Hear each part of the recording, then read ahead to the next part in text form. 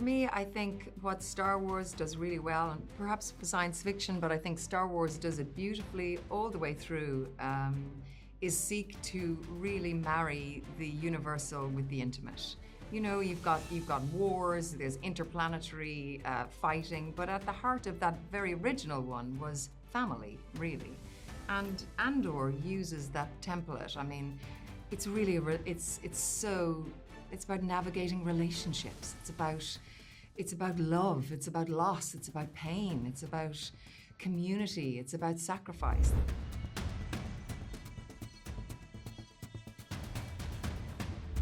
I want to start with this.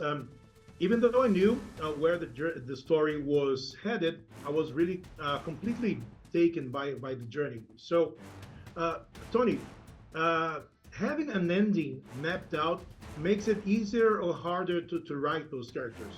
It's essential. It's absolutely essential. I mean, Diego picked up on this when we were out selling the first season, and it's just absolutely true. If the show is good, the reason is we knew exactly where we're going. And then if the show is possible, it's possible because we know where we're going. And the frame and the inevitability of it, and the idea that we know that if we can just get there, the crew, the people that are working on the show, just even physically, my God, we have something to go for. And this is the last chance we'll have to do that. Everything about the ending and its existence helped our show. Rogue One made it clear that the wars in Star Wars was not just for show, and the actions of the characters had real consequences for them and for that universe. And Andor carries the same tone. So Genevieve, how was it to keep Mon Mothma's journey real and grounded in the bigger picture of a fantasy tale like Star Wars? Well, I think what Andor seeks to do and does really well is to take genre, to strip genre from this, actually, and character is very clear within Andor. I guess my worry was not about other things. There was, because I think, and to speak about season 2 by itself, because we jump a year each 3 episodes, because of the structure of that piece, each 3 episodes lasts, 3 or 4 days, or maybe a week. But for my work, that is really liberating, because of what it does is strip away anything external and ask for a specificity of work. So a specificity of work which then reveals character. You know, it's very of the moment. It's really dialing into what is happening with that woman right then. You know, I think with the architecture of the piece itself, Tony reveals where that goes and where that journey is for each of the characters. But there was a real freedom in being able to drop into very specific moments in that journey that take us to Rogue One. I'm always taken aback by the world building displayed in Star Wars. So is it hard to keep track of all the names and planets and creatures and moments when writing the story? I mean, is it hard to not to get lost in the amount of information that we have regarding the stories? I was doing nothing else for 5 years. This is all I did. So I'm living in it. So, and I have a very specified patch of territory. I have those 5 years, from the moment we meet Cassian Andor in the beginning, the opening scene of the first season, to the taking us into Rogue One. That's my territory.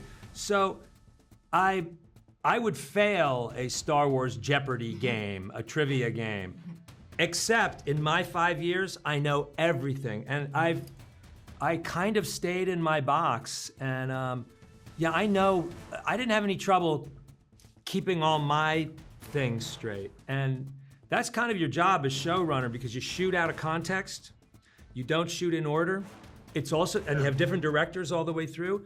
So I'm conspiring with the actors, the real sheriffs, the enforcement of consistency and through line are me and the actors.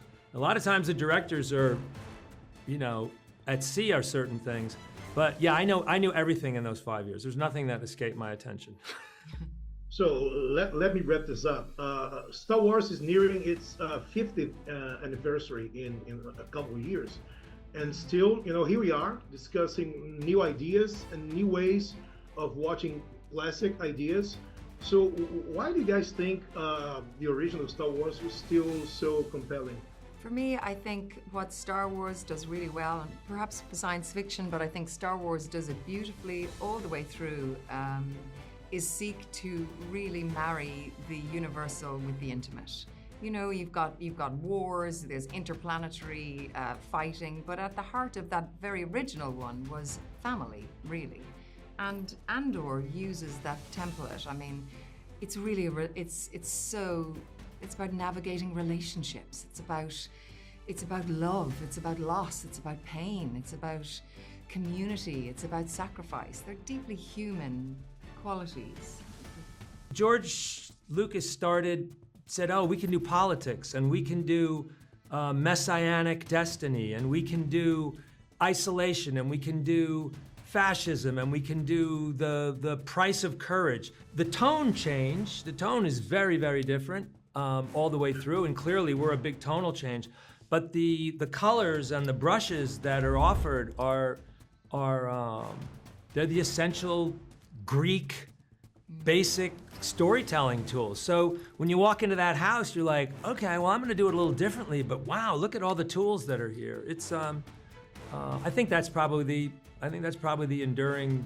That's why it's maintained its integrity all the way through. For those who dare.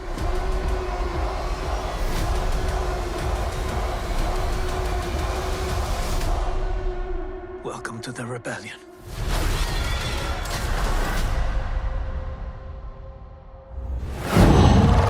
Whoa.